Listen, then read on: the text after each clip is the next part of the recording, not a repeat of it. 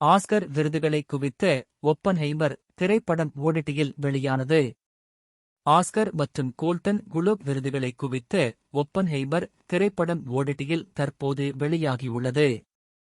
Christopher Nolan இயக்கிய ஒப்பன்ஹெய்மர் Hollywood திரைப்படம் உலகம் முழுவதும் வெளியாகி பெரியளவில் வரவேற்பை பெற்றது.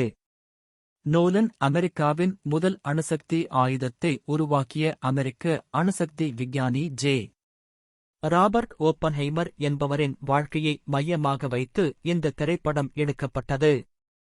ஒப்பன்ஹெய்மர் திரைப்படம் குறித்த அறிவிப்பு வெளியானதிலிருந்தே ரசிகர்களிடம் பெரும் எதிர்பார்ப்பை ஏற்படுத்தி வந்தது. இந்த திரைப்படம் கடந்த ஆண்டு ஜூலை 21ஆம் தேதி உலகம் முழுவதும் திரையரங்குகளில் வெளியானது. இதில் ஒப்பன்ஹெய்மர் கதாபாத்திரத்தில் சிலியன் மர்பி நடித்திருந்தார்.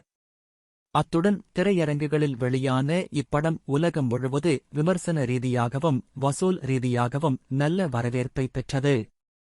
இது சிறந்த படம், சிறந்த நடிகர், சிறந்த இயக்கம் உள்ளிட்ட 7 பிரிவுகளில் ஆஸ்கார் விருதுகளை வென்றது. ஆஸ்கருக்கு விருதுக்கு முன் கோல்டன் குளோப் மேடையிலும் 5 விருதுகளை ஒப்பன்ஹெய்மர் திரைப்படம் வென்றது. கொரோனா நோய் தொற்று காலத்திற்கு பின் உலகின் அனைத்து திரைத்துறைகளும் பாக்ஸ் ஆபீஸில் பெரும் சரிவை எதிர்கொண்டு வந்தன. திரையரங்கத்தை நோக்கி மக்களை ஈர்க்க நல்ல படங்களின் வருகையும் குறைவாகவே இருந்தது. அதிகம் எதிர்பார்க்கப்பட்ட பல படங்களும் எதிர்பார்த்த வரவேற்பை பெறவில்லை. இப்படியான நிலையில் வெளியான ஒப்பன்ஹெய்மர் மக்களை கூட்டம் கூட்டமாக திரையரங்குகளை நோக்கி படை எடுக்க வைத்தது.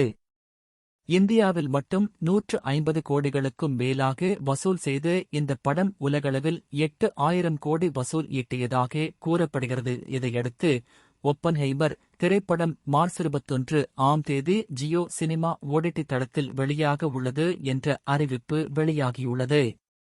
இது ரசிகர்கள் மத்தியில் உற்சாகத்தை ஏற்படுத்தியுள்ளது.